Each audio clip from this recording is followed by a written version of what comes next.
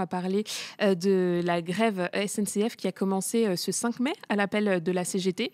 De son côté, Sudrail appelle aussi à un mouvement qui s'étale sur la semaine. Et conséquence, le trafic des trains, vous l'avez peut-être remarqué, a été perturbé, notamment en Île-de-France.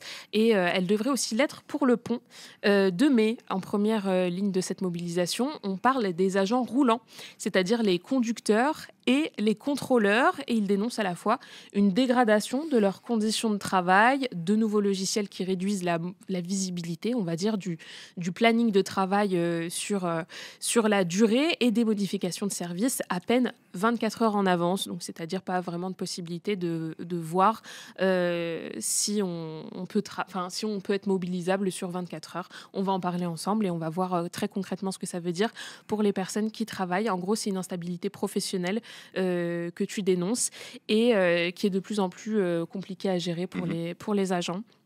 Il y a aussi la question des primes dont on va parler, des conducteurs et des contrôleurs. Et du coup, voilà, je suis très contente de t'accueillir. Est-ce que pour les gens qui sont arrivés, on nous dit très intéressés d'en savoir plus, merci d'être là. Merci à toi d'être là. Lucie, on va répondre à tes questions si tu en as. Voilà, encore une fois, je représente Thierry, qui est secrétaire général de la CGT Cheminots. Merci d'être là. C'est le premier syndicat de la SNCF.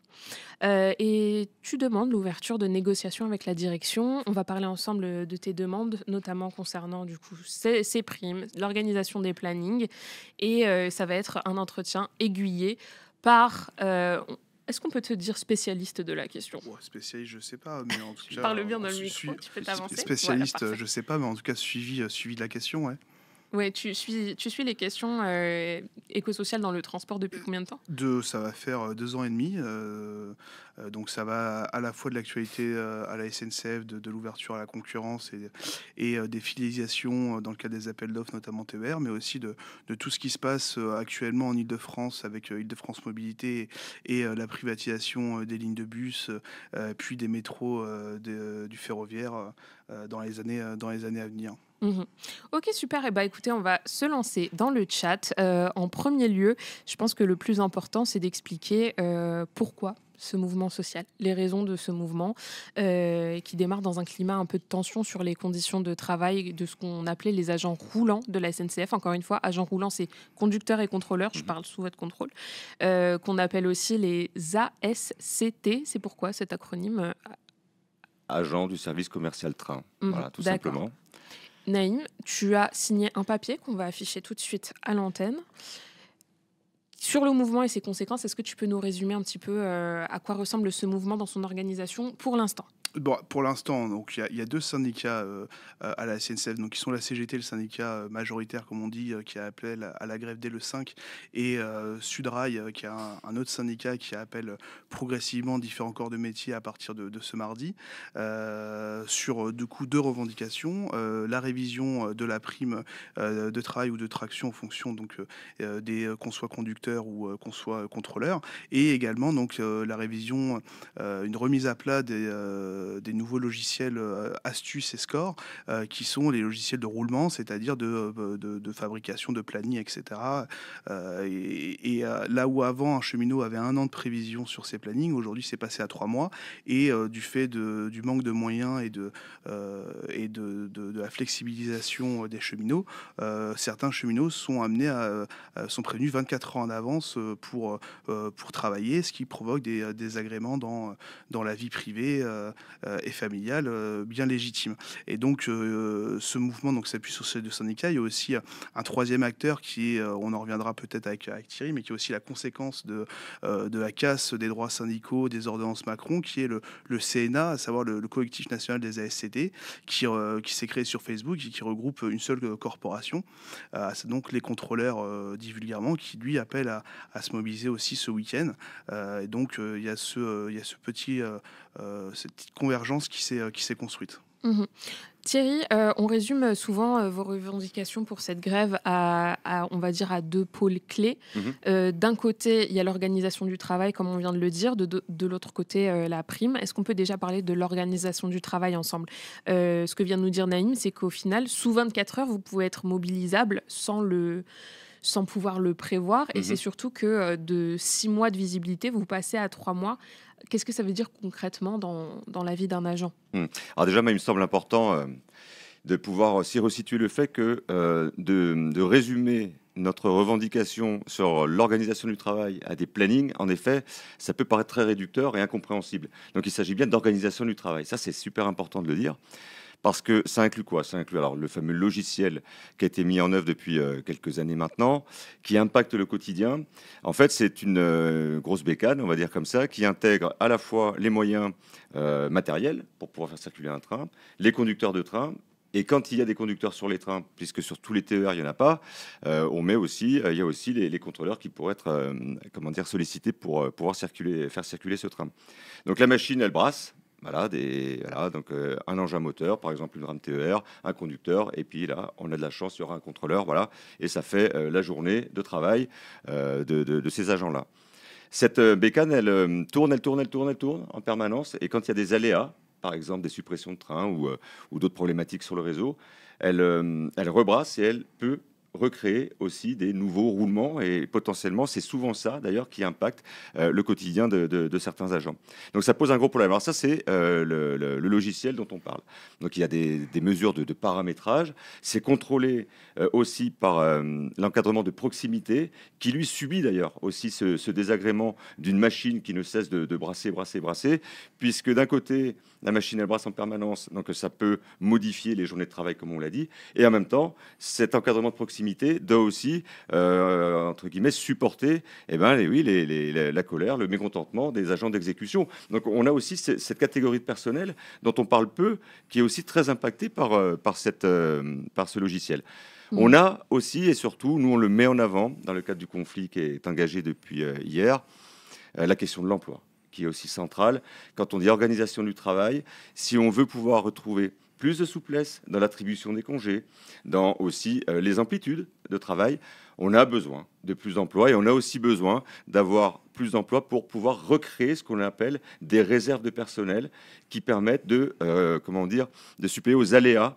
Par exemple, un agent malade qui peut pas prendre son service le matin, ben, si on a un agent de réserve à disposition, hop, le train peut partir à l'heure, etc., etc. Donc la question de l'emploi, pour nous, elle est aussi prégnante. Donc oui, nous parlons bien de problématiques d'organisation du travail et c'est essentiel de le lire parce que quelques chroniqueurs, commentateurs un petit peu poussent le bouchon à réduire notre revendication à une question de planning. Et forcément, posé comme ça, le commun des mortels se dit, mais enfin, les cheminots, la CGT, pour des plannings, que faites-vous? Voilà, donc c'est bien de resituer le sujet et de redonner quand même quelques clés de lecture. On est vraiment sur des enjeux d'organisation du travail sur la durée, c'est important. Quand tu parles d'agent de réserve, est-ce qu'il existe un statut d'astreinte? Si tu es l'agent qui peut être, on va dire, mobilisé dans les 24 heures, est-ce que tu as une façon de le savoir et est-ce que c'est satisfaisant pour l'instant? Bon, le statut d'astreinte existe dans d'autres métiers. C'est-à-dire qu'on a dans d'autres métiers des agents qui sont, notamment de l'encadrement, qui sont disponibles en cas d'aléa, notamment sur les voies. C'est souvent dans les métiers de l'équipement, mais pas que. Non, nous, la question de la réserve, c'est quelque chose qui a existé il n'y a pas très longtemps. C'était y compris 2000 jusqu'à 2010 par là. Donc c'est quand même pas la préhistoire, où on avait un nombre de cheminots qui étaient alors à disposition. Et qui ne faisaient pas que ça, ils étaient aussi sur des journées de travail programmées, mais de part et d'autre, de temps à autre, ils étaient à disposition à la gare et ils étaient sollicités en fonction d'aller. Alors, ils pouvaient ne pas rentrer en cabine et faire rouler un train. Mais par contre, dès lors qu'il y avait une problématique, étant à disposition, ils permettaient, et cette souplesse, cette réactivité surtout, c'est ça qui est important. Donc, renouer avec ça, oui, pourquoi la direction lorgne là-dessus? Parce que c'est de l'emploi supplémentaire. Et en l'occurrence, la direction, vue de sa fenêtre, c'est potentiellement de l'emploi non productif. Parce qu'il se pourrait qu'elle ou lui ne rentre pas dans le train et ne fasse circuler le train. Donc c'est ça qui pose problème. Une logique de gestion de la masse salariale. Voilà. Donc nous, cette question d'emploi, elle est prégnante dans les revendications qu'on porte dans le cadre du conflit. Et c'est un sujet qu'on souhaite mettre en avant parce que c'est vrai pour les conducteurs et contrôleurs, mais c'est vrai aussi dans l'ensemble des métiers de la SNCF. Ouais, sur l'emploi, peut-être pour que tu nous expliques, en fait, vous roulez à flux tendu, en fait. C'est bien ça la situation, parce qu'on entend dire Jean-Pierre Farandou qu'on n'a jamais autant embauché actuellement à la SNCF.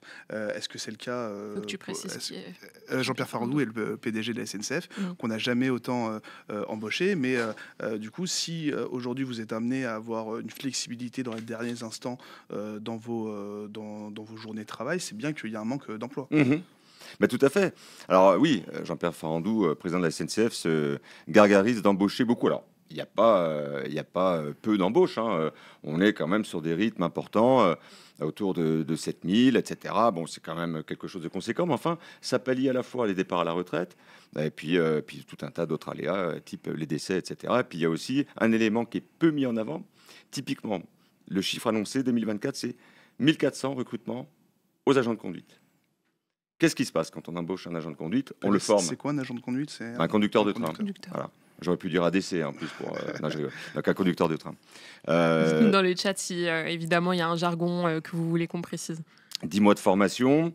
Qu'est-ce qui se passe à la sortie des formations? Bien souvent, alors entre eux, le niveau de connaissance nécessaire, mais aussi une réalité de ce que pourra être leur quotidien au travail, c'est savoir travailler les fériés, la nuit pour certains, dimanche et fête, etc. Bon, certains se désistent, et puis on est en gros, à la sortie de la formation, après parfois de 40% d'échecs.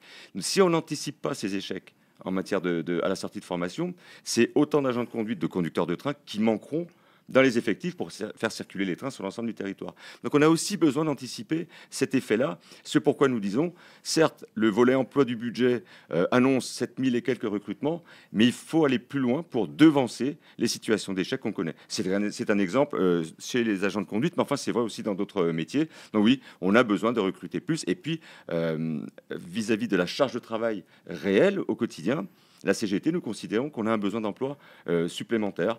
Et c'est aussi toutes les batailles qu'on tente de mener au quotidien. Mais d'ailleurs, très en local, on a nos équipes militantes qui travaillent à l'appui de chiffres avec ce qu'on appelle l'adéquation charge-ressources. Il y a une charge de travail stabilisée, temps de train à faire circuler sur une amplitude de telle durée, combien de cheminots j'ai besoin. Et à la fois pour être dans le train, à la conduite, évidemment, et l'accompagner. Ça, c'est les contrôleurs. Les contrôleurs, ils contrôlent. C'est bien connu, sauf que les contrôleurs, ils ont une responsabilité qui est de plus en plus détournée, c'est celle d'assumer et d'assurer la circulation, la sécurité de la circulation et des personnels. Le contrôleur est chargé aussi d'assumer la sûreté à bord du train. Il peut y avoir des aléas particuliers, liés à des fois les comportements un peu agressifs, peut-être des bagarres, etc. Bon, il est là pour ça. Et d'assumer et d'assurer la sécurité des usagers. Descendre d'un train, ça paraît bête, mais enfin, quelqu'un qui se prend le pied dans le marchepied ou qui trébuche à la sortie, le contrôleur doit vérifier qu'il se remette debout, qu'il ne soit pas blessé, etc., avant de fermer ses portes et repartir. C'est ça le métier aussi de contrôleur. Donc on peut toujours, ou vulgariser, ou affaiblir un petit peu ce qu'est la portée de ces professions-là, mais c'est des métiers à haute pénibilité. Voilà. Parce que, en plus, je vous dis, dans le cadre des formations, beaucoup découvrent c'est quoi les heures décalées, les horaires décalés, c'est quoi de travailler le week-end et jours fériés, c'est quoi d'être un peu souple des fois sur... voilà. Oh là là, c'est de découcher. On y viendra peut-être tout à l'heure, mais il y a un rythme de travail. Alors, d'aucuns pourraient dire, mais quand même pas compliqué, on monte dans le train, on se laisse aller, on informe, voilà, bonjour madame, bonjour monsieur, vous allez où, titre de transport, ok, machin, une information, vous allez à tel endroit, oui, correspondance sera assurée, etc. C'est tous les jours, mais c'est leur rôle, plus la sécurité dont je parlais. Et puis, il y a un petit élément que personne ne connaît, parce que c'est pas suffisamment mis en exergue, que ce soit les conducteurs de train ou les contrôleurs, en moyenne, sur 30 ans de carrière, ils passent 5 ans hors de chez eux. Puisque quand on prend un train et qu'on l'amène à bon port, bien souvent, contrôleurs et conducteurs s'arrêtent à l'endroit où ils arrivent. Voilà, je fais, je sais pas moi, un Nice-Paris au hasard. J'arrive à Paris, ils opèrent ce qu'on appelle un découché. C'est un repos hors résidence, un RHR, voilà, qui fait qu'ils ne dorment pas chez eux pour repartir le lendemain matin. C'est vrai sur ces lignes-là, TGV, c'est vrai au TER aussi en fonction des circulations et pour les trains grandes lignes. Voilà, c'est évidemment un peu moins vrai, voire pas pour le Transilien, mais il n'empêche que aussi dans le Transilien, il y a des effets directement liés à des situations de travail. Voilà, des démultiplications d'arrêts, des conducteurs souvent seuls, puisque les contrôleurs agissent en groupe ponctuellement viennent, mais ça c'est la décision de l'entreprise d'agir comme ça, donc il y a une forme de déshumanisation des gares et des trains aussi qui est très palpable en région parisienne. Le conducteur est donc seul et doit assumer fermeture des portes, vérifier qu'il n'y ait pas d'accident, voilà, potentiellement être informé s'il y a des problématiques dans la rame. Bon, on voit bien que toute une carrière comme ça crée de la charge mentale et une haute responsabilité. Donc ces deux métiers, ils sont des métiers, on va dire, importants, mais c'est deux métiers qui ne peuvent pas agir seuls pour faire circuler un train. Voilà. Donc j'y reviendrai parce que c'est aussi important. La production d'un train, elle intègre énormément de métiers. C'est pourquoi nous, la CGT, nous proposons aussi, nous avons des propositions sur des sujets de toute nature pour l'ensemble des cheminots, pas exclusivement contrôleurs conducteurs, dont on s'occupe actuellement, évidemment, et ce pourquoi on est en grève depuis le début de la semaine. Peut-être pour revenir sur le calendrier de négociation, aujourd'hui il y a différentes dates qui ont été mises en place, enfin qui ont été annoncées par la direction, que ce soit sur la question des primes ou sur la question des logiciels. Il y a donc Jean-Pierre Farandou, le PDG de la SNCF, qui annonce qu'un audit va être porté sur ces fameux logiciels. Est-ce que c'est suffisant pour le moment, les réponses du côté de la direction de la SNCF? Et puis aujourd'hui, comment tu qualifierais le climat social à la SNCF? Alors, on va commencer par le début. Climat social tendu. Climat social tendu parce que depuis de nombreuses années maintenant, un peu plus de 10 ans, on est confronté à des réformes structurantes, lourdes, au sein de la SNCF, qui a modifié en profondeur la réalité de ce qu'est la SNCF, de ce qu'elle était notamment. C'est-à-dire qu'il y a eu une première explosion directement liée à la loi de 2014 en 3 épiques, puis la loi de 2018, pacte ferroviaire, qui a explosé en 5 entités. Voilà, 4 SA, une SAS qui a été liquidée, le fret, au 31 décembre 2024, mais on pourra certainement y revenir.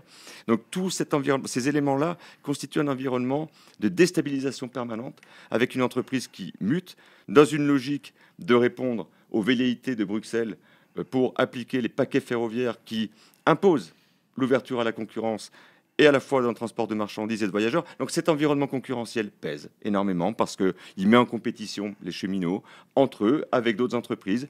Il met comment dire, une logique de productivité au cœur du quotidien des agents qui fait que beaucoup se sentent pressés, pour ne pas dire oppressés. Voilà. Donc ça répond à une question du chat de Yidensen qui nous dit: est-ce que la SNCF, à l'image des autres services publics, ne serait pas, encore une fois, soumise à des pressions pour l'affaiblir et la privatiser? Oui, on est tout à fait dans ce schéma. D'ailleurs, nous parlons de processus de privatisation, ce qu'on combat et qu'on continue de combattre. Donc cet environnement-là, j'y reviendrai, de concurrence, etc., est pesant. Donc ça crée beaucoup de crispations, y compris avec des cheminots qui, depuis le 1er janvier 2020, rentrent sans avoir le statut qu'avaient les autres cheminots avant le 1er janvier 2020. Nous, ce qu'on veut, c'est recréer ce ciment social entre les cheminots qui sont embauchés depuis le 1er janvier 2020 et ceux qui l'ont été avant. Pourquoi parler de ciment social? On produit tous du train, qu'on soit en CDI ou au statut. Il y a aujourd'hui des différenciations de salaire, de formation, de contenu de métier. Nous devons impérativement renouer avec ce qui nous tient à cœur, et ce n'est pas que des mots, une grande famille cheminote qui répondent aux besoins de services publics. Mais pour ça, il faut à la fois des droits transverses, il faut que chacun puisse se trouver bien dans son métier, qu'il puisse accéder au même niveau de formation, qu'il puisse accéder à la même connaissance de l'entreprise, le système ferroviaire dans sa globalité, les synergies entre activités, les impacts que peuvent avoir tel ou tel choix d'une activité par rapport à l'autre, où il se situe, lui ou elle-même d'ailleurs, dans la chaîne de production, et puis retrouver et à la fois du lien, mais des liens créés, réels, entre métiers, parce que comme je disais tout à l'heure, produire un train, ça dépasse évidemment les seuls conducteurs et contrôleurs. Il y a énormément de cheminots, de personnel. Il y a ceux et celles qui sont dans les ateliers de maintenance, qui permettent à ce que les rames ressortent dans de bonnes conditions, qui pour éviter aussi et les accidents, mais aussi améliorer le confort. Il y a toutes ceux et celles qui sont sur les voies, qui permettent la circulation des trains, voilà, les agents de l'équipement. Il y a celles et ceux qui sont dans les gares, malheureusement pas suffisamment, sur les quais, de moins en moins, voilà, les vendeurs, etc. Et puis il y a ceux et celles qu'on voit beaucoup moins, qui sont dans les bureaux administratifs, dans les cabinets médicaux, tous ceux et celles qui font, entre guillemets, même pas entre guillemets d'ailleurs, le service public du service public, ceux et celles qui conceptionnent nos feuilles de paye, qui répondent à nos problématiques individuelles au regard des dossiers de chacun. Voilà, c'est ça le monde ferroviaire, c'est ça la famille cheminote, et c'est ce pourquoi nous, la Fédération des CDT des cheminots, on propose de travailler à un nouveau statut du travail cheminot pour faire ciment entre chacun et chacune. Et nous avons voulu aborder ce sujet avec des questions très quotidiennes que sont la formation professionnelle. Il est temps de renouer avec une formation qui soit un peu plus consistante. Il faut arrêter à faire des économies sur des choses qui pourraient à la fois fidéliser les cheminots et surtout les mettre bien dans l'exercice de leur métier. Et puis on a un autre élément qu'on met en exergue qui va pouvoir répondre, qui devrait répondre aussi aux problématiques sous-jacentes de pouvoir d'achat en large, c'est l'établissement d'une grille unique des salaires pour les cheminots contractuels et statutaires. Donc voilà, on est à l'offensive pour véritablement entrevoir des droits transverses qui doivent permettre de faire ciment de tout et toutes les cheminots et les cheminotes. Et ça, pour nous, c'est l'essentiel. Aujourd'hui, là, particulièrement dans cette semaine, nous devons répondre aux problématiques des conducteurs et contrôleurs, mais des problématiques qui ne les touchent pas que. Si on parle de la prime de travail, on verra que d'autres cheminots sont aussi confrontés, puisque c'est un élément constitutif de la rémunération d'un cheminot. Vu qu'on en est à parler justement au climat qu'il y a en ce moment entre vos revendications et peut-être la direction, j'aimerais bien vous faire réagir à cette vidéo de Jean-Pierre Farandou, justement président du groupe SNCF, qui était ce matin au micro de France Inter et qui s'est limite un petit peu excusé au nom du groupe par rapport à cette grève qui voilà, survient une semaine et un week-end de pont. Je te laisse mettre ton casque pour pouvoir entendre et pour pouvoir réagir juste après. Moi, d'abord, je voudrais avoir une pensée pour les voyageurs. Je suis désolé qu'on les embête avec ces grèves. Il y a des voyageurs des TGV, mais il y a aussi des voyageurs du service public. Il y a des lignes de banlieue en Ile-de-France qui sont touchées, quelques TER en province. Voilà, nous, on fait tout, effectivement, pour offrir des trains à nos clients. En ce qui concerne les TGV et ce pont, on est assez confiants. Tous les départs vont bien se passer, puisqu'en fait, il y a quasiment pas de grève mercredi, jeudi, donc c'est service quasi normal. Mais les retours. Voilà, la question, c'est les retours, puisque la grève des chefs de bord, des contrôleurs et du collectif démarre 9, 10, 11. Ce qu'on peut dire, c'est que on va faire rouler un maximum de trains. On va prévenir chacun de nos clients qui saura exactement s'il a eu un train au départ et un train au retour. On pense qu'on pourra ramener tout le monde. Alors, pas forcément le train précis, mais un train. Il y aura un train dimanche pour ramener tout le monde. Personne ne sera laissé à quai. On se mobilise pour arriver à faire revenir tous nos clients, bien évidemment. Alors, il explique, en s'excusant un peu au nom du groupe, qu'on est désolé d'embêter les usagers. J'ai envie de te poser la question. Au moment où on décide d'une grève, une semaine de pont, c'est aussi lourd quand ça pèse dans une décision de faire grève. Vous y pensez aussi ? Oui, alors déjà, juste rétablir une situation qui est la nôtre. La Fédération CGT des cheminots a appelé depuis le lundi 5 mai les conducteurs et les contrôleurs à la grève de manière simultanée sur des sujets qui les touchent de manière parallèle. C'est une modalité qui confère la responsabilité aux grévistes de reconduire ou pas le mouvement, ce qui a été fait de manière très majoritaire à l'issue des assemblées générales hier. Nous, la Fédération des cheminots, nous avons engagé le conflit à partir de lundi 5, par période de 24 heures de manière reconductible. Les grévistes se décident de la poursuite ou non, ce qui aussi permet et doit permettre aussi, alors déjà d'entrevoir le niveau de rapport de force qui est plutôt pas négligeable et à ce que l'entreprise ouvre de vraies négociations. Donc voilà, pour ce qui concerne la CGT, nous avons entamé ce mouvement à partir du 5 et les décisions de poursuite ou non appartiennent aux grévistes. Moi, je voulais te faire réagir sur aussi une déclaration de Jean-Pierre Farandou de ce matin qui annonce que ce week-end, il y aura 90% des TGV qui seront maintenus. Pourtant, il y a une grève, on le voit, qui est quand même assez suivie chez les personnels concernés. Comment est-ce qu'il arrive à ce chiffre ? Est-ce qu'aujourd'hui, des modes de réquisition sont entrepris à la SNCF ?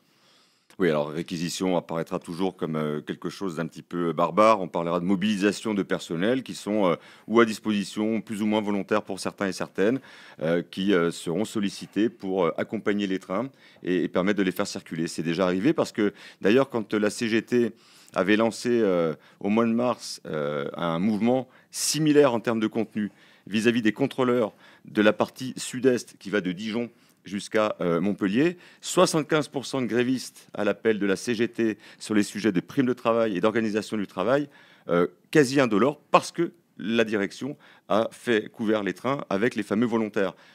75% de grévistes, elle n'a pas jugé pertinent d'ouvrir des négociations. Voilà d'où on part sur les sujets dont on traite aujourd'hui, sachant que nous les traitons de manière très approfondie depuis 2001. Si je peux me permettre la réaction vis-à-vis des propos du président. Bon, mais il est dans son rôle. C'est rare qu'un président d'une entreprise ou d'un patron d'entreprise arrive sur un plateau en disant « Chouette les gars, une petite grève, allez-y ». Bon, donc il est dans son rôle. Alors, on ne peut pas y reprocher. Par contre, il est désolé pour les usagers, notamment ceux du quotidien, etc. Alors lui, il dit client d'ailleurs. Il dit pas usager, il dit client. Oui, je crois qu'il a parlé pour les TER, etc. Des usagers, mais enfin, limite, oui, c'est la petite subtilité. Oui, alors moi j'ai envie de dire, il faut être désolé, malheureusement, toute l'année. 98% des désagréments que subissent les usagers toute l'année n'ont rien à voir avec les grèves. N'ont rien à voir avec les grèves. C'est soit des suppressions de trains, c'est soit des problématiques liées au manque de matériel ou d'agents. C'est d'autres problématiques liées à l'organisation de la production.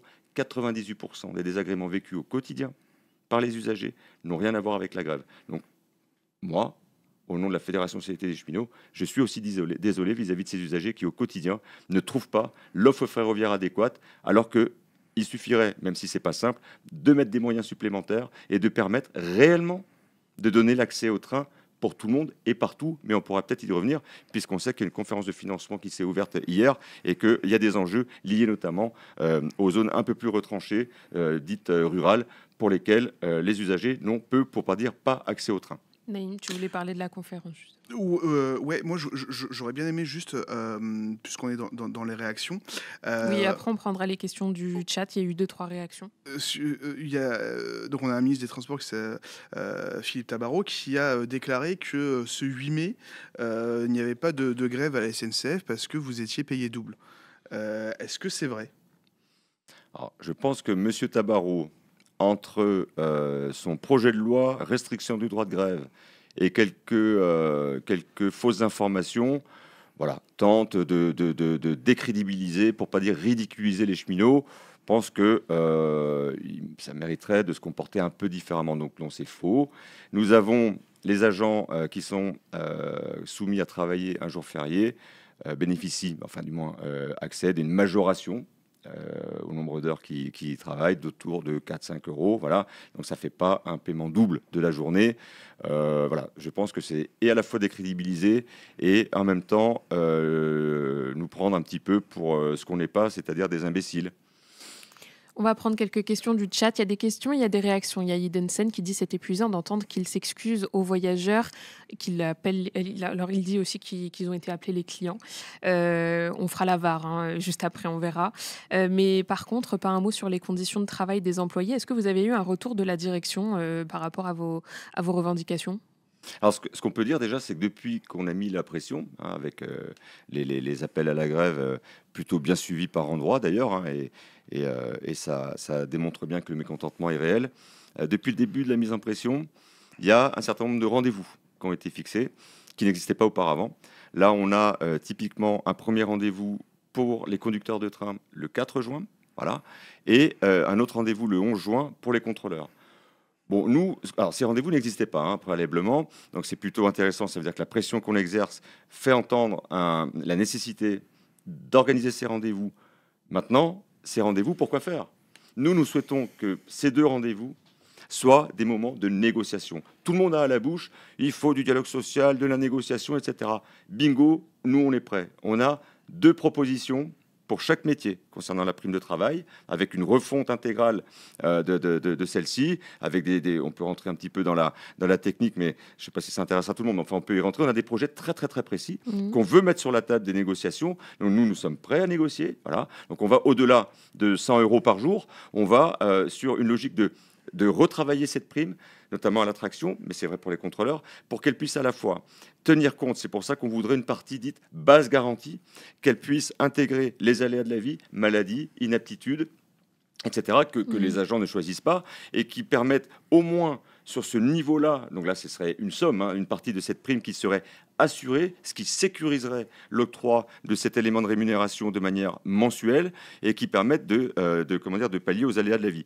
Une autre partie de la prime pourrait remettre en considération la technicité des agents, technicité directement liée à la forme d'engin moteur que chacun conduit, alors soit TGV, soit un TER, soit un train grande ligne, soit Donc un Transilien. l'expertise pour le coup de Oui, l'appareil.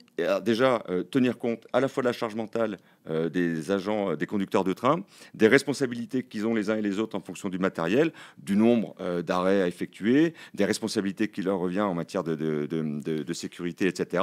Tout ça doit être remis aussi au cœur du sujet. La prime de travail, elle porte son nom. C'est une prime liée à l'exercice du métier.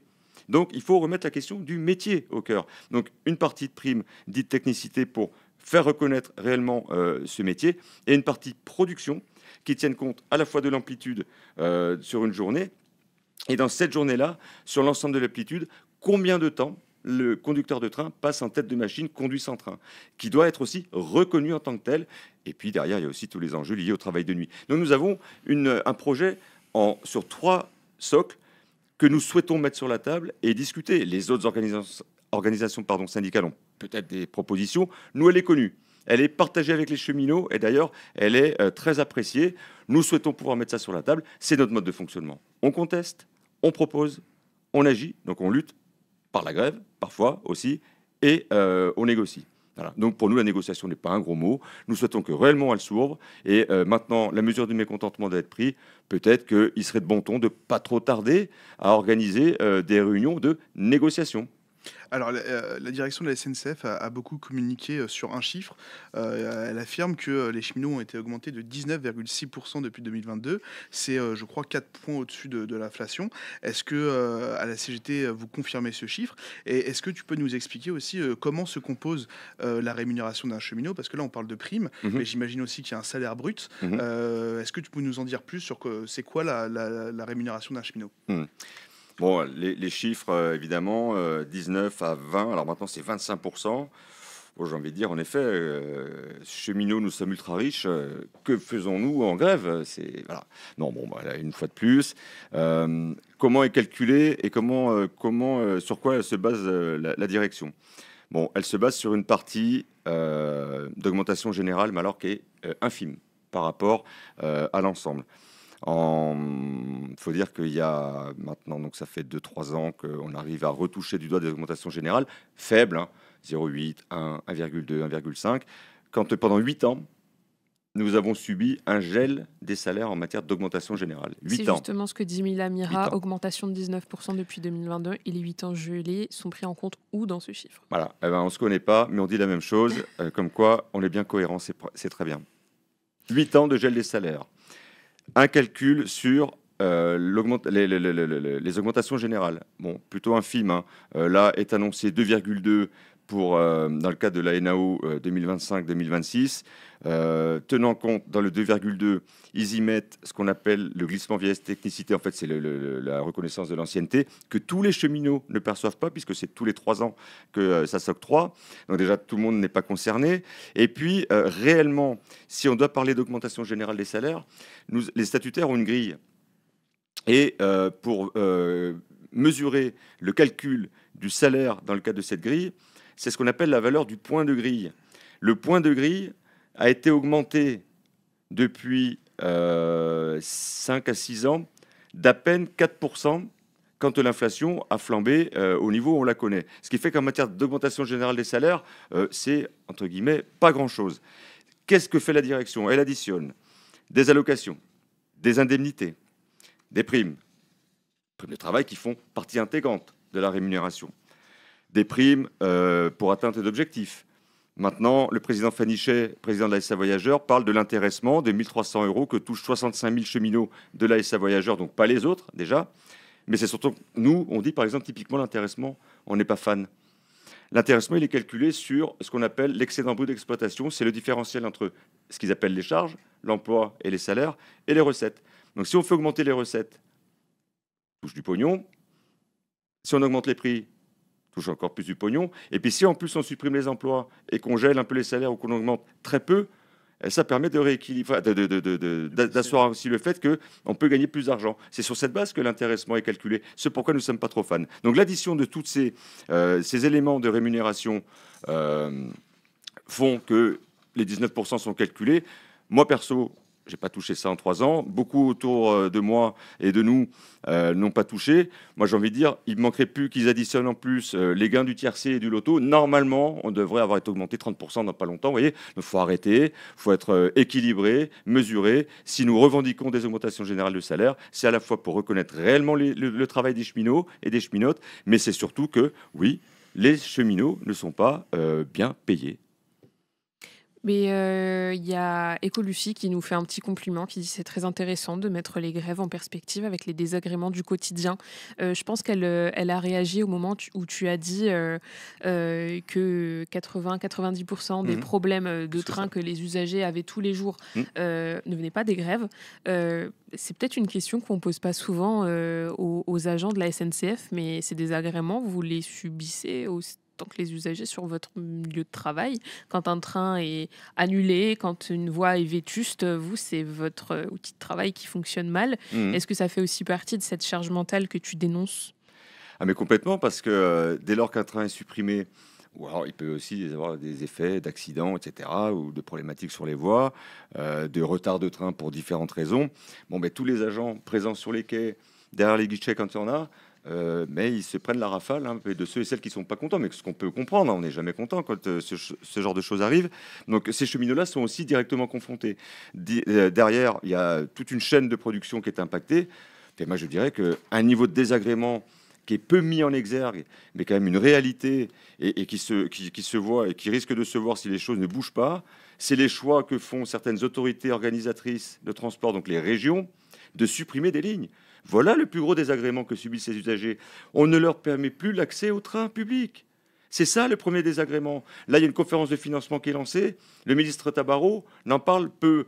Nous ferons une contribution pour mettre en exergue le fait qu'il y a à la fois des moyens pour préserver, développer, réouvrir des lignes, des gares, des guichets, des triages pour le transport de marchandises et permettre l'offre ferroviaire, qu'importe où là où on habite. Et le vrai sujet du quotidien, il est celui-ci. Les moyens qui manquent à la SNCF, aux cheminots pour bien travailler, sont des moyens c'est un manque de moyens qui crée l'ensemble de ces désagréments. Donc oui, ils le subissent. Et d'ailleurs, on sent quand même que, évidemment, qu'une grève, personne saute sur les tables avec une langue de belle-mère et un chapeau pointu.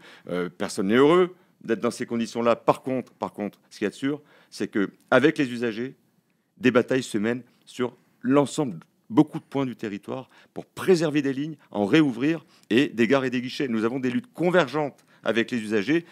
Autour d'associations d'usagers, nous travaillons avec la Convergence Nationale Rail. C'est une association d'usagers qui rassemble près de 120-130 comités de défense, de développement. Nous bossons avec eux, avec elles. Et du coup, il y a énormément d'initiatives. Moi, je m'y déplace aussi, d'autres camarades. Et là, on crée la convergence d'intérêts. Et là, on reparle de leur quotidien. Et là, on justifie le fait qu'il y a un besoin de train et encore plus de besoin de train pour tout le monde, pas exclusivement les utilisateurs du TGV. C'est bien, il faut du TGV. Pour nous, c'est du service public. Le président Farandou, il dit c'est pas du service public, c'est pas un train subventionné. Bon, d'accord. Enfin, le train, il roule sur des voies. Les voies, en partie, sont subventionnées et elles sont en plus, en partie, financées en matière de régénération par le travail des cheminots. Donc, indirectement, le TGV est subventionné, même si je comprends ce qu'il voulait dire, mais c'est aussi un élément du service public et d'aménagement du territoire. Cela dit, voilà le niveau de désagrément que subissent les gens tous les jours. Et quand on supprime des trains de marchandises ferroviaires, quand on supprime des circulations ferroviaires de marchandises, combien de camions en plus sur les routes, combien d'infrastructures dégradées, combien de niveaux de particules fines et de pollution supplémentaires. L'enjeu environnemental, c'est un élément conséquent du désagrément liées au désengagement de l'État vis-à-vis du développement du service public. Et ça, on en parle quand? Donc voilà, aussi ce sur quoi on se bat perpétuellement. Donc moi, je pense qu'il y a vraiment des convergences à travailler avec les usagers. Il y a certainement des convergences à travailler aussi avec des élus politiques. Ça tombe bien, il y a les municipales partout. Sortez de vos bureaux, on est prêt à agir ensemble. Question de Naïm. Ouais, alors, puisqu'on part sur la question de la tarification et des usagers, il y a une musique qui monte chez les usagers de la SNCF, c'est le tarif des TGV.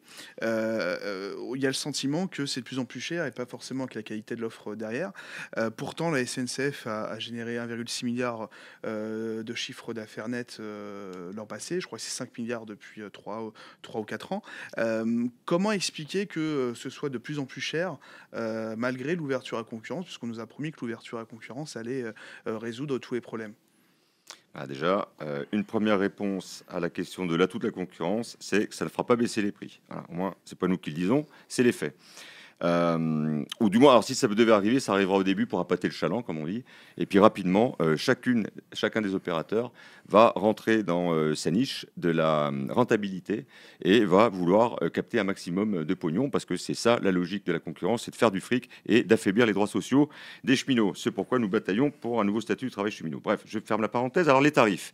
Les tarifs, ils intègrent énormément de choses. Premièrement, il y a un retour un peu ce qu'on appelle le coût du péage. Pour faire circuler un train, chaque opérateur paye une espèce de redevance. Voilà, on va essayer de vulgariser le propos. 40% de ce coût, 40% du prix du billet intègre le coût du péage.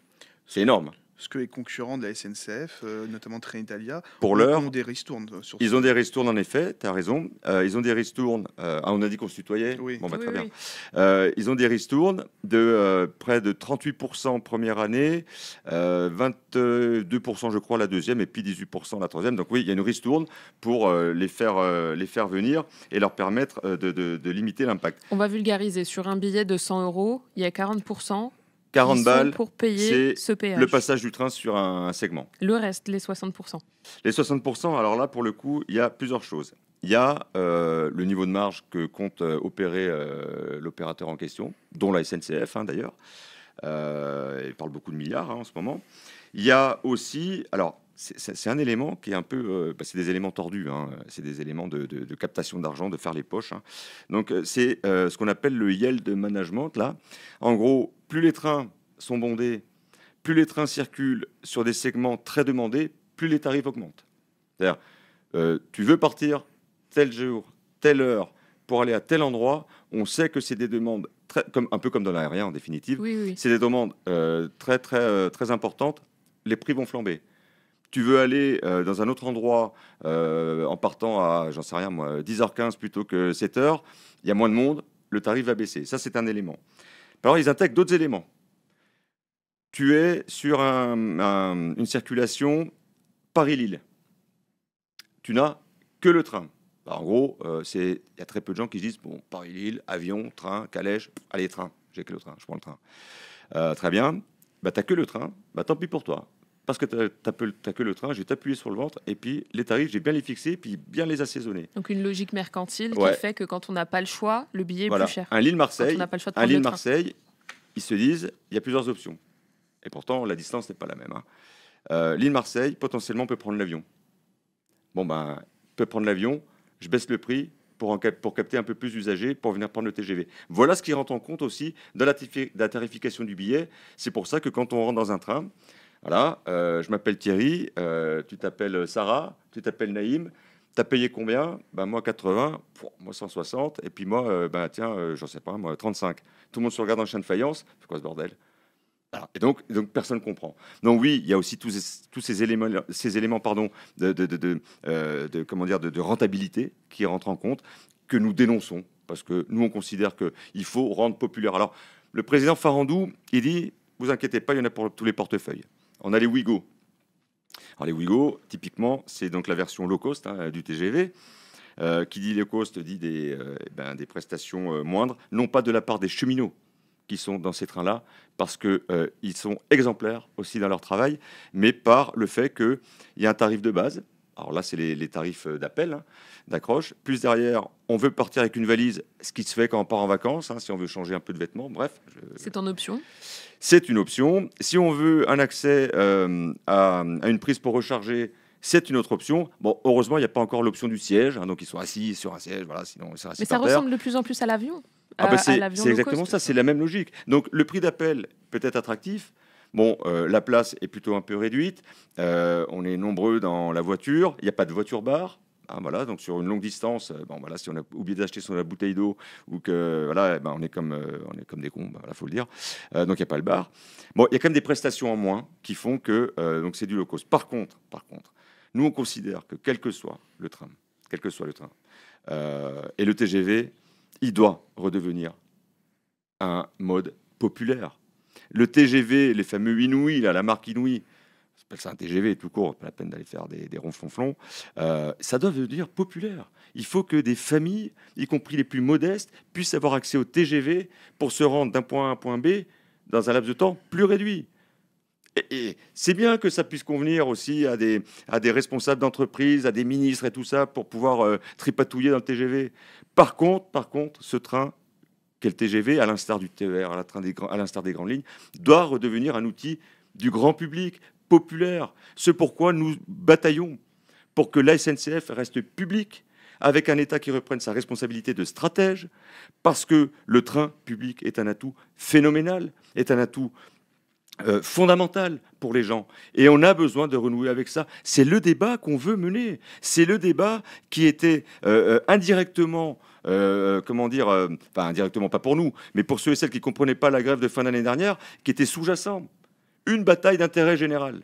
On l'amènera avec les cheminots et les cheminotes, et on l'amènera avec les usagers et usagères du train public. Tu parles souvent de la convergence entre les usagers et les cheminots. Vous avez mené une bataille depuis 2 ans, même enfin plus, mais ça s'est intensifié ces 2 dernières années sur la question du fret ferroviaire. C'est un enjeu clé pour décarboner notre économie, nos transports et atteindre la neutralité carbone d'ici 2050. Pour autant, Fret SNCF a été liquidé par l'État. Est-ce que tu peux nous en dire plus? Et est-ce que sans un outil public ferroviaire dans le fret, est-ce qu'il sera possible de doubler la part modale du fret dans le transport de marchandises, comme c'est l'ambition affichée par l'exécutif? Tu as eu raison de te reprendre, hein. Ça fait bien plus de 2 ans. Hein. Nous, ça fait, pour pas dire plus de 25 ans. Je sais que d'autres, ça fait à peu près 2 ans qu'ils sont sur cette bataille-là. Nous, ça fait un peu plus. Mais voyons le résultat. Ouverture à la concurrence du transport ferré de marchandises, baisse de la part dite modale, c'est-à-dire le volume de marchandises transportées par le train public a baissé. On est à un taux de près de moins de 10% aujourd'hui. Plus d'1 million de camions par an sur les routes. Voilà. Voilà le résultat typiquement de la concurrence, avec des concurrents de la SNCF qui, pour certains, ont mis la clé sur la porte.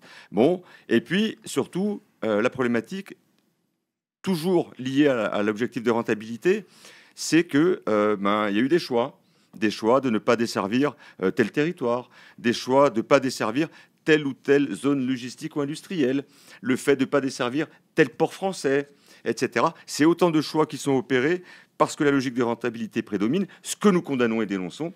Donc la logique de liquidation de Fret SNCF qui a été conduite par le précédent gouvernement, en collaboration avec la direction de la SNCF, faut le dire, puisqu'ils se sont entendus sur la manière. L'objectif, c'est pas de répondre à la décarbonation ou je ne sais quoi. Nous, c'est ça l'objectif, c'est de travailler sur les enjeux environnementaux. On ne peut pas à la fois en parler et ne jamais agir.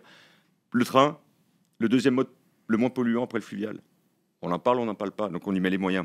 Donc du coup, oui, sur le fret, on y est. On continue de batailler, on fait des propositions. D'ailleurs, dans le cadre de la conférence de financement, on va aussi faire des propositions pour qu'on puisse entrevoir l'idée de financer la réouverture de triage pour reconfectionner des trains et permettre aux chargeurs de pouvoir utiliser le train pour le transport de leurs marchandises. Financer des embranchements, c'est des connexions entre une zone logistique ou industrielle au réseau ferré national pour permettre dans ces zones-là aux logisticiens, aux industriels de mettre leur matos sur les trains, de connecter notamment dans un premier temps les principaux ports français au réseau ferré national.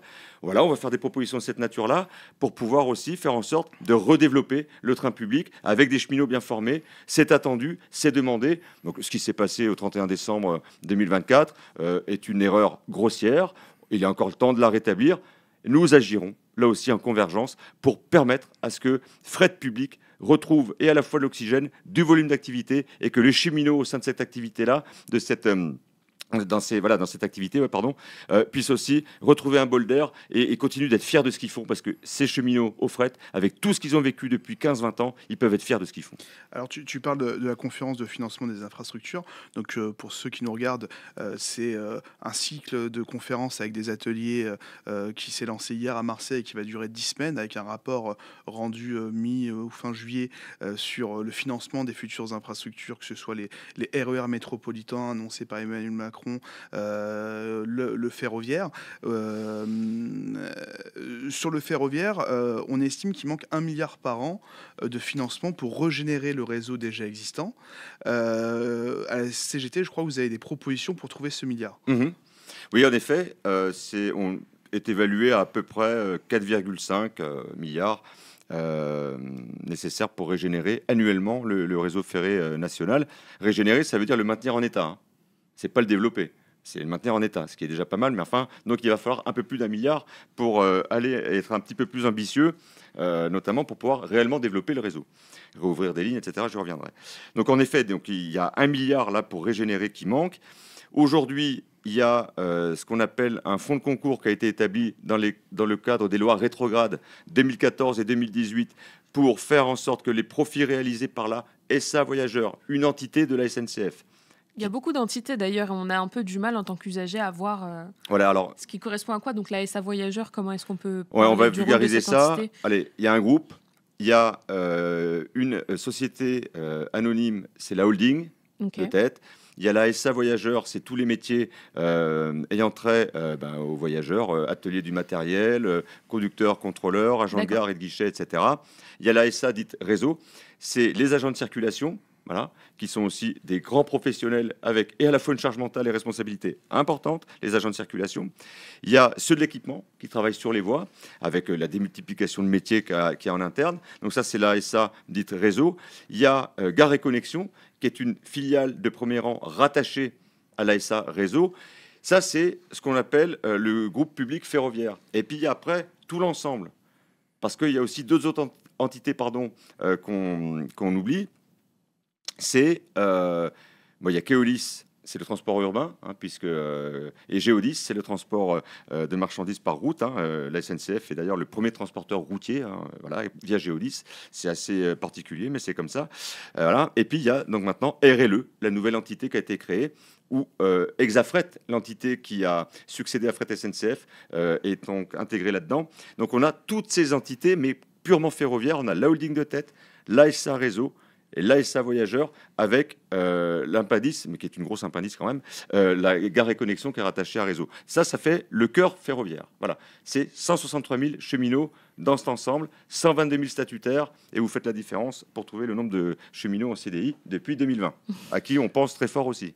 Et donc, pour schématiser, une grande partie des profits de la SA Voyageurs finance SNCF Réseau, la régénération du réseau. Oui, il y a le fonds de concours. Il y a une volonté de tendre vers près de 60% des profits réalisés qui iraient dans ce fonds de concours. Ça veut dire que les profits réalisés par la SA Voyageurs, une partie de cela, montent dans la holding. La holding les rebascule à la SA Réseau. Autrement dit, les cheminots se payent leur outil de travail, ce qui est quand même assez invraisemblable. Ça répond de quoi? Ça répond au cadre de la loi 2018 qui a déstructuré l'entreprise en plusieurs entités que je viens de citer. Voilà. Ça répond du fait que l'État a repris une grosse partie de la dette, enfin ce qu'ils appellent la dette, 35 milliards, une dette qui lui appartenait. Une dette qui a été générée par la construction de lignes à grande vitesse, par l'exigence d'investissement qui était commanditée par l'État. Donc la SNCF a œuvré, elle a cantonné cette dette à un moment donné. L'État en 2018 a décidé de la reprendre, ça lui appartenait, mais en contrepartie, c'est de dire vous allez un peu vous autofinancer parce qu'on va quand même légèrement se désengager, pour ne pas dire en totalité, dans un certain nombre d'années. Donc le fonds de concours est créé pour ça, pour permettre de contribuer à la régénération du réseau. Donc c'est le fruit du travail des cheminots qui contribue à ce financement-là, qu'on trouve, nous, aberrant. Voilà, typiquement, c'est aberrant. Et nous, on dit, oui, il y a d'autres moyens. de trouver ce milliard qui manque. Typiquement, ça va faire partie des propositions qu'on va stipuler dans la contribution qu'on va envoyer à monsieur le ministre des Transports. Et puis toute la brochette là, que j'ai vue de grands connaisseurs, experts du ferroviaire d'ailleurs, dans les différents ateliers, là, tout ça, il nous tarde d'y être, si on est invité. Voilà, officiellement, c'est pas le cas. C'est pas sûr ? Ah bah là, c'est pas sûr. C'est que là, pour le moment, ce qui est sûr, c'est qu'on n'est pas invité. Bon, après, on va voir. Mais bon, du coup, on va voir. Peut-être qu'on aura un petit coup de fil dans les heures et jours qui viennent. Mais ça, on verra. Ça, c'est même pas, je dirais, l'essentiel. Nous, ce qu'on va leur dire, de l'argent, il y en a. Alors, ça commence à fleurir, c'est bien. Concession autoroutière. 4 milliards 300 000 euros de profit en 2024. Une paille. Voilà. 4 milliards qui vont dans les poches des actionnaires privés, puisque les autoroutes aujourd'hui sont privées. Nous, on demande d'ailleurs la renationalisation. La concession s'arrête en 2030. Il y a le temps d'y réfléchir, de concevoir un projet, ça peut être pas mal. Nous porterons ça. Par contre, ce qu'on dit, 4 milliards. Les investissements dans le ferroviaire, c'est lourd. Allez, on dit de manière tout à fait équilibrée, égalitaire, on en ponctionne 1 milliard pour le ferroviaire. Ça y est, on a répondu à l'équation à laquelle on est confronté. On en laisse 2 pour l'ensemble des autres modes, routier, fluvial, aérien, maritime, comme quoi, voilà, et on est partageur. Et il en restera toujours 1 milliard à pouvoir, se répartir pour les actionnaires. C'est déjà pas mal, annuellement. Hein. Donc là, on peut choper un peu d'argent pour financer. Ça a l'air simple, mais l'avantage, c'est que cette recette existe, cette ressource existe, qui nous permet aussi d'annoncer qu'en réfléchissant cet argent qui existe, on ne crée ni d'impôts, ni de taxes supplémentaires. Et nous avons la taxe sur les produits énergétiques et pétroliers qui génère 30 milliards, plus de 30 milliards d'euros par an. 18 milliards sont fléchés aujourd'hui pour désendetter l'État, le budget de l'État. 18 milliards. Plus nos impôts et puis tout ça. Bien. Il en reste un petit peu quand même. Hein. Donc il y a quand même une dizaine de milliards qui traînent. Là aussi, on se dit, bon, il y a besoin d'aller au-delà de la régénération, peut-être d'accélérer un certain nombre de niveaux de régénération, peut-être aller capter dans ce budget-là une partie, allez, 1 milliard de plus. Bah, pour nous, ça en fera 2. Un peu aussi pour les autres, comme ça on continue de partager. Alors, on ne pourra pas dire qu'on est à la fois sectaire et puis égoïste. Nous sommes des grands partageurs, les cheminots. Voilà, tout ça. Par contre, ce qui est sûr, c'est que cet argent, il existe. Il faut le réfléchir. Donc il y a ça, puis on a plein d'autres propositions, mais ça pourrait être chiant à les écumer ici. Mais on en a beaucoup qui démontrent que oui, il y a de l'argent, oui, il faut qu'il soit mieux fléché, et oui, il permettra, en étant mieux fléché, d'éviter des augmentations d'impôts ou des taxes supplémentaires. Et dans le cadre d'un budget d'austérité annoncé qui s'amplifie, c'est important aussi de redire qu'il y a énormément d'argent disponible, qu'il faudrait pouvoir le réfléchir. Ok, on va prendre des questions du chat. Il y en a eu beaucoup parce qu'on a beaucoup parlé et on est un petit peu à la traîne, mais on ne vous oublie pas le chat. En attendant, je vais te demander de te rapprocher un tout petit peu si c'est possible, juste histoire de voir. Oui, c'est bon, tu es bien dans le cadre. Quand tu as parlé du fret, on a eu beaucoup de vive le fret, on veut du fret ferroviaire, vive le fret. Je crois que tout le monde a. Il y a un consensus, on va dire, sur le fret dans le chat. J'avais vu une petite question, oui, de Franck Hirette, qui était peut-être pas là au début, qui est peut-être arrivé en cours de route et qui nous demande. Je vais te demander de répondre assez court à ces questions-là pour qu'on puisse ensuite avancer. Les contrôleurs ont-ils leurs horaires régulièrement modifiés au dernier moment ? Tu nous disais que oui. Alors, régulièrement, c'est souvent, puis ça ne tombe pas sur les mêmes. Mais le moment où ça tombe, ça impacte le quotidien des contrôleurs et des contrôleuses en général. Donc, régulièrement, de plus en plus souvent, on va dire maintenant. Il y a Adibou qui rigole un petit peu, je crois qu'il le dit de façon sarcastique, mais il dit, bon, on le sait bien que les salaires des cheminots, c'est de 8 000 nets avec des tickets resto. C'est pas un chiffre que tu confirmes.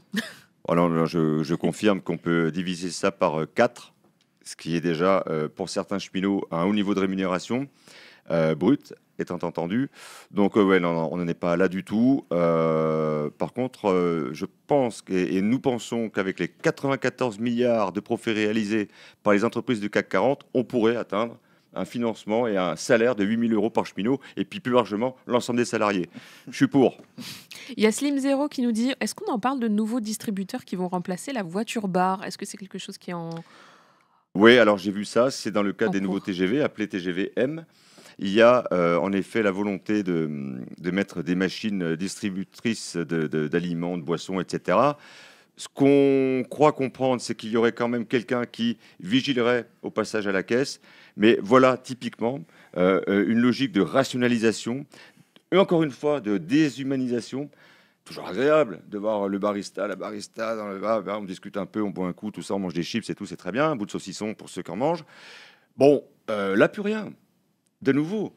Donc là, on voit bien que la logique, c'est d'abaisser les coûts, ce qu'ils appellent les coûts, hein, eux, en enlevant du personnel. Donc oui, nous pouvons l'annoncer, et moi je l'annonce de manière très claire aujourd'hui, nous allons appeler à agir les personnels de la restauration ferroviaire parce que l'avenir de leur métier, de leur emploi est menacé et nous ne pouvons pas céder au chantage permanent et du profit et de la rentabilité. On a aussi l'impression que c'est pas seulement dans le train, c'est dans les gares. Les gares sont de moins en moins humaines. On en parlait un peu plus tôt. Il y a de moins en moins de personnes. Et si on a un souci de machine ou simplement qu'on n'est pas à l'aise avec ça ou qu'on a un peu de l'âge, souvent la réponse elle est dans le portable. Bon bah il y a de moins en moins d'humains dans la gare, dans le train. Mais c'est ouais, t'as raison. Alors en plus, moi je fais souvent le parallèle. Certains vont rire parce qu'il y a une anecdote récente, mais j'en parlerai pas ici. La signalétique dans une gare, pour certaines personnes, c'est pas inné, puis alors ça perturbe. Bon, moi typiquement, alors, très rare. Hein, en tant que cheminot, je prends très rarement l'avion. La signalétique dans les aéroports me perturbe. Mais qu'est-ce que je fais? Je cherche du personnel pour me renseigner, pour pouvoir être aiguillé, etc., sans jeu de mots. Voilà. Donc, ce qui est valable pour moi et d'autres, des millions de personnes, est valable à l'aéroport, c'est valable aussi dans les gares, ne serait-ce que ça. Et ensuite, il y a aussi toutes les parties après-vente. C'est-à-dire que le canal de distribution Internet, c'est une option pour ceux qui l'ont et qui maîtrisent l'outil, mais bien souvent, il y a quand même des problématiques. C'est j'ai besoin d'un renseignement sur un remboursement, j'ai besoin d'un renseignement sur un tarif que je n'ai pas bien compris sur machin connect là. Je vais à un guichet, je pose ma question, j'ai quelqu'un qui me répond. Là, aujourd'hui, c'est de moins en moins le cas. Et puis, il y a ce besoin d'information. Voilà. Je veux dire, le développement des entreprises demain, il se conduira exclusivement si on remet des hommes et des femmes présents dans les halls de gare, dans les trains, sur les quais. C'est valable SNCF, c'est valable pour l'ensemble des services publics. Ce serait vraiment, il devait y avoir une seule ambition, ce serait celle-là. Et un vrai développement de ces entreprises-là, ce serait vraiment de remettre des hommes et des femmes au cœur de l'activité pour nous, la SNCF. Il y a eu beaucoup de réactions dans le chat qui disent on parle déjà de faire des économies, on parle déjà de rentabilité. Strabisme, j'ai vu ton message comme quoi on n'entendait pas bien, c'est pour ça que j'ai monté le son. T'étais pas fou, j'ai monté le son pendant le reportage. Mais merci de nous avoir fait le retour. Dites-nous si vous entendez bien, si vous voyez bien, si tout se passe bien. Vous êtes un peu nos techniciens. Et on nous dit, oui, bon, déjà à l'époque, on parlait de faire des économies et de sauvegarder des lignes. Pas seulement pour les emplois, aussi pour la façon dont le train, comme on l'a dit, émaille le territoire.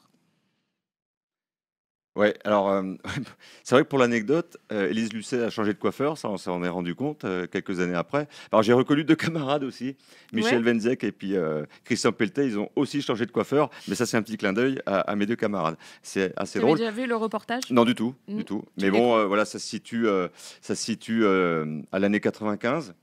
Année 95, fin d'année, énorme conflit mené par les cheminots, par la CGT, à la pointe, avec des propositions qui, déjà à cette époque-là, dénonçaient les milliers de kilomètres de lignes menacées de fermeture et qui, grâce à leur mobilisation, en plus d'avoir préservé le régime spécial, d'avoir contribué au développement du ferroviaire, a permis de maintenir ces milliers de kilomètres de lignes.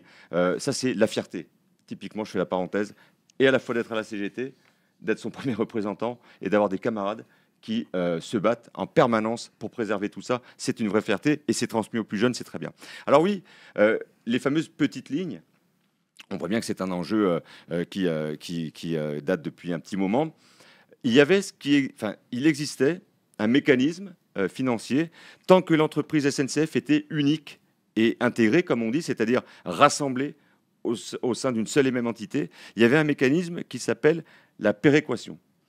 Qu'est-ce que c'est que cette affaire-là? Péréquation, c'est une logique qui confère à ce que les lignes dites rentables, donc qui créent du profit, permettent de financer les lignes dites moins rentables. Et la logique de rentabilité, d'ailleurs, me gêne. Mais dans la logique capitalistique, les trains plus rentables permettaient de financer les trains moins rentables. À savoir que dans les années 70, au niveau d'industrialisation en France, c'est le fret, le transport de marchandises, qui était entre guillemets, le plus rentable et qui finançait des lignes moins rentables. Vous voyez à peu près, aujourd'hui, c'est évidemment, tout le monde l'aura compris, le TGV. Donc cette péréquation, elle devrait pouvoir se réhabiliter. Parce que cette logique de pouvoir financer une ligne moins rentable avec les profits réalisés par les lignes rentables, déjà, ça permettrait clairement de flécher l'argent capté dans l'entreprise là où il y en a besoin, de préserver les lignes.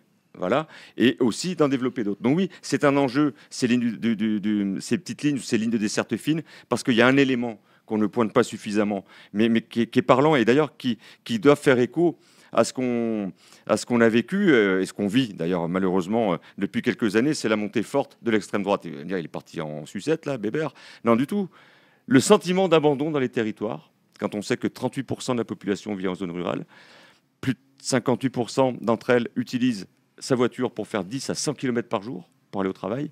Ce sentiment d'abandon par les fermetures de lignes, de gares, de guichets, qui est ressenti par les anciens malheureusement usagers de la SNCF ou la population tout largement, crée de la frustration et entraîne aussi l'idée que finalement, peut-être qu'il faudrait tenter le Front National qui pourrait peut-être répondre à financer un petit peu cette... Donc il y a ce sentiment d'abandon qui crée une recrudescence du vote extrême droite. Donc il y a aussi un enjeu, et je dirais, oui, un enjeu fondamental et sociétal de pouvoir rétablir ça, mais bien évidemment que l'objectif premier, c'est de permettre l'accès au train du plus grand nombre, quel que soit l'endroit où on habite dans le pays. C'est ça l'enjeu. Et il y a des lignes aujourd'hui qui mériteraient, budgétairement parlant, entre guillemets, alors pas grand-chose, tout est relatif. Dès qu'on parle de millions d'euros, on est tous un petit peu, voilà, on ne sait pas trop à quoi ça représente d'ailleurs.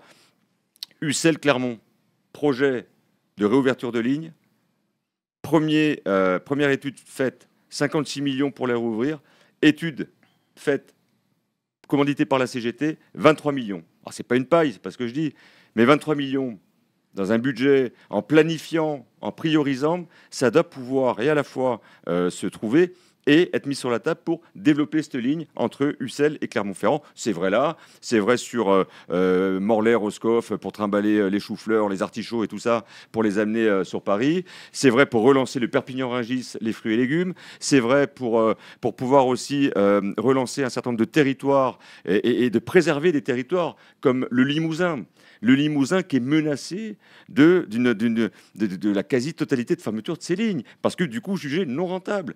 Il y a des situations complètement folles. La ligne du train jaune de Cerdagne, dans les Pyrénées-Orientales, si elle n'existait pas, dès lors qu'il y a un problème sur la route qui est parallèle à cette voie ferrée, un camion qui se fout en travers, des mètres de neige, bon, il y en a un peu moins, mais enfin ça peut exister, des aléas de toute nature, si la route ferme, il n'y a plus d'accès pour ceux et celles qui habitent dans les hauts cantons de Cerdagne, il n'y a plus d'accès à Perpignan, à Villefranche-Vernay-les-Bains, etc. Donc le train, c'est un enjeu, et à la fois de réponse aux besoins du quotidien pour aller travailler, assumer ses études, se faire hospitaliser malheureusement quand on a besoin, etc. Machin, enfin, tout n'est pas grave non plus, etc. Mais aussi de revitalisation des territoires. Et ça revitalise les territoires en matière économique et sociale. Ça crée de l'activité. La SNCF, la direction de la SNCF, disait à la sortie de la guerre, avait créé des affiches. Là où le rail passe, la vie reprend. Le train arrive, je travaille. Moi je considère que la CGT peut reprendre à son compte ce slogan. Par contre, ce serait bien que la direction de la SNCF, même si elle n'est pas responsable de tout, en l'occurrence, puisque les régions et l'État doivent reprendre aussi sa responsabilité. Cela dit, il serait temps qu'on renoue avec ce type de slogan, qu'on les mette en œuvre, parce qu'on voit bien que dès lors que le train passe dans un territoire, il y a tout un tas d'activités qui se recréent, et on a besoin de ça, et il faut que le train en général, redevienne populaire et accessible. Donc oui, c'est des batailles de fond, c'est des batailles de longue haleine, c'est des batailles importantes que nous menons en convergence, j'insiste, ce pourquoi une grosse frange des usagers de la SNCF, même si évidemment une grève est toujours impactante, mesure et voit aussi que les cheminots, une grosse partie d'entre elles et d'entre eux, se battent pour l'intérêt général, se battent pour leur quotidien, et eux-mêmes nous le rendent bien quand ils fréquentent le train avec le sourire et qui bataillent avec nous pour préserver des lignes. Donc oui, il y a de la convergence à pouvoir travailler, mais il y a surtout des belles perspectives à s'offrir, parce que on ne peut pas à la fois parler des enjeux environnementaux. Imaginez ne pas rétablir une situation qui permette l'accès au train, et puis se dire, bon, ça va se rétablir tout seul. Non, il faut rétablir du train, il faut redonner les moyens au train public, remettre des cheminots. Plus de cheminots, c'est plus de propositions d'emploi, notamment vis-à-vis de la jeunesse. On a besoin d'une jeunesse qui rentre à la SNCF, qui se syndique, plus à la CGT, s'il vous plaît, et on a besoin de vous pour continuer à lutter. Alors, je me permets de faire un peu de promo, mais dans la poursuite de ce que dit Thierry, vous pourrez découvrir dans l'Humanité Magazine du jeudi 15 un reportage justement sur une bataille en cours menée par la CGT, appuyée par des collectifs d'usagers, des élus de gauche, dans l'Aude, pour la réouverture d'une ligne dans les montagnes justement, entre Carcassonne et Quillan, et donc tous les enjeux d'à la fois de montée du vote Rassemblement national et d'accès aux services publics et de dépendance à la voiture, voilà. Moi, je voulais te faire rebondir, Thierry, sur. Tu as fait allusion à 95 et aux grandes grèves cheminotes qui ont marqué le conflit contre le plan Juppé. Il y a un peu un fantasme sur c'est quoi faire grève à la CGT. Concrètement, est-ce qu'il suffit d'un appel syndical pour que l'ensemble des cheminots se mettent en grève? Est-ce qu'il faut au contraire les convaincre dans les services? Et puis surtout, combien ça coûte une journée de grève pour un cheminot? Non, alors déjà, la grève est un moyen, est un élément du rapport de force. La grève intervient, évidemment, quand il y a des annonces fortes, comme ça a eu été le cas en 95, mais en 2014, en 2018, on intervient dans une logique de contestation d'un choix, d'un projet qu'on sait qui entraînera d'une dégradation, des lourdes dégradations, et pour les usagers et pour les cheminots. On est sur l'utilisation de la grève comme un moyen d'élévation aussi du rapport de force. Quand il y a des négos, ce qu'on réclame dans le conflit en cours, quand les négos n'aboutissent pas, on arrive à la grève. Donc tout ça s'explique, ça se travaille, et en effet, il faut convaincre. Il faut convaincre déjà sur la base des revendications. Est-ce que les revendications portées sont des sujets qui intéressent les collègues? Aussi simplement que ça. Est-ce que les revendications portées sont des éléments qui donnent à voir que si on obtenait des choses de cette nature-là, ça améliorerait notre quotidien? Est-ce que les éléments et les revendications portées sont des choses qui puissent être débattues entre nous, qu'elles soient bien comprises, voilà, pour aussi donner du sens de l'implication dans la grève? C'est un engagement que de faire grève. On s'engage dans une grève. On perd de l'argent, tu l'as dit. C'est du 100, 120 balles par jour avec les cotises. Quand même pas rien. Hein. Voilà, donc en effet, c'est un vrai engagement. D'autres diraient que c'est un investissement, parfois, quand on gagne d'ailleurs. Hein, voilà. Mais enfin, voilà, donc non, on n'appuie pas sur un bouton. On partage la réflexion. Et d'ailleurs, ce pourquoi nous, à la CGT, nous mettons aussi dans l'articulation de la grève le fait qu'elle appartient aux grévistes. Et c'est pas se dire, oh là là, oui, ben, les culs de plomb à la fédération, là, ils se désengagent, tout ça, ils savent plus comment gérer. Non, non, non, il n'y a pas de ça. Les grévistes, ils gèrent leur grève. Assemblée générale tous les jours. On débat, on discute. Est-ce qu'il y a eu des avancées ou pas dans le cadre du conflit? Est-ce qu'il y a des annonces de la direction ou du gouvernement en fonction du sujet qu'on traite? On évalue ensemble, on passe au vote. C'est la démocratie ouvrière. Voilà. Nous, à la CGT, avec nos syndiqués, on y travaille préalablement. On en débat aussi. Et la CGT, elle porte un avis. Elle donne une analyse. C'est ce pourquoi aussi être organisé, structuré, et de mon point de vue, plus efficace que d'être un petit peu autonome et volatile, ce qui permet aussi, et ce qui évite peut-être aussi, de se lever le matin avec une idée, de se lever le lendemain matin avec une autre, et puis de faire ça tous les jours. Non, il faut se structurer, il faut de la constance, il faut de la perspective. Et être structuré, c'est faire vivre la démocratie. En direct, dans les assemblées générales en vrai, on se touche, comme je touche monsieur le journaliste de l'Humanité, se dire peut-être des gros mots parfois, pas que, mais se dire aussi ce qu'on pense, en vrai, pas derrière un écran, même si c'est bien parce que ça permet à quelques... ça se dit des chatteurs et des chatteuses? Non, ça se dit on dit pas. le chat. C'est le chat, bah voilà, ça permet à des gens, des hommes et des femmes de pouvoir s'exprimer, on vous fait un petit coucou. Non, le mais chat toujours... s'appelle les camarades en général. C'est très bien. Ça s'appelle comme ça bonjour les entre nous. camarades. D'ailleurs, il y a Poum qui dit bonjour et force à Monsieur Nier et aux camarades. Il arrive en cours de route. Force à tous les cheminotes et les cheminots, mais merci, on prend. Ouais, donc voilà, donc c'est aussi pouvoir s'affronter dans le bon sens du terme, dans le cadre d'échanges parfois vifs, mais argumentés, etc. Ça, et un petit gros mot supplémentaire, c'est un peu florilège aujourd'hui. Ça a de la gueule. Ça a de la gueule de pouvoir débattre de cette manière-là. C'est ce qui manque dans la société d'ailleurs. Des débats, accepter la contradiction, mais accepter aussi qu'on ne puisse pas emporter la timbale tout seul.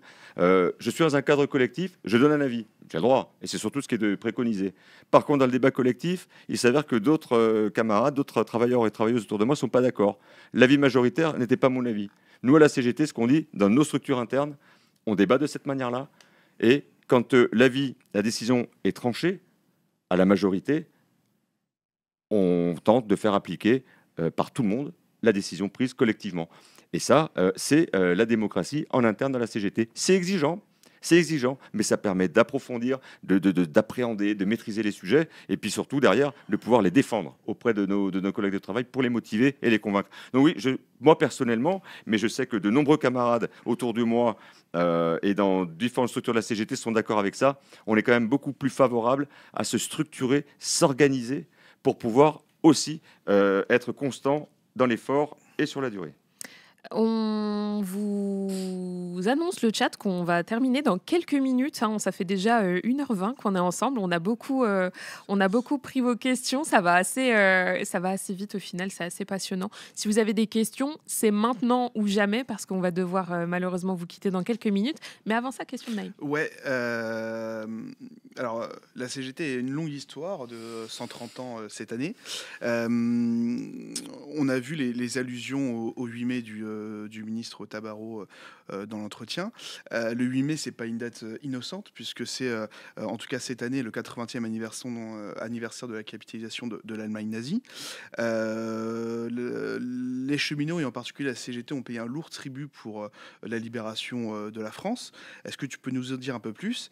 Et est-ce que tu peux nous dire un mot aussi ? Je ne sais pas si dans le chat et nos auditeurs ont déjà fait attention, mais il y a beaucoup de places ou de rues Pierre Sémard à l'approche des gares. Est-ce que tu peux nous dire qui c'était ? Pierre Sémard est un ancien secrétaire général de notre fédération et membre actif et un responsable du Parti communiste français qui s'est fait assassiner par les nazis le 7 mars 1942 à Évreux. Voilà, donc c'est un ancien secrétaire général. Voilà, j'espère qu'on n'aura pas la même trajectoire. Bref, un homme remarquable, très engagé, bien sûr, pas tout seul, avec aussi, à cette époque-là, il y avait près de 500 000 cheminots à cette époque-là, des cheminots qui ont décidé de rentrer en résistance contre l'occupation nazie, contre Pétain et ce gouvernement collaborationniste. Ces 9 000 cheminots qui, en large, avec mitraillage de convois, etc., ont perdu la vie. C'est des actes, y compris de sabotage, qui ont été conduits pour tenter d'éviter les trains de la déportation. C'est un certain nombre aussi d'actes de sabotage sur certaines lignes pour éviter que les forces nazies rejoignent les plages de Normandie pour donner moins de force possible au moment du débarquement. C'est ça l'engagement de militants de la CGT et du Parti communiste français à cette époque-là. C'est ça aussi qui fait la fierté d'être un militant de l'organisation CGT. C'est ça qui fait aussi la fierté d'être un cheminot, parce qu'il y a eu des actes assez, je dirais, simples et en même temps tellement importants à cette époque-là.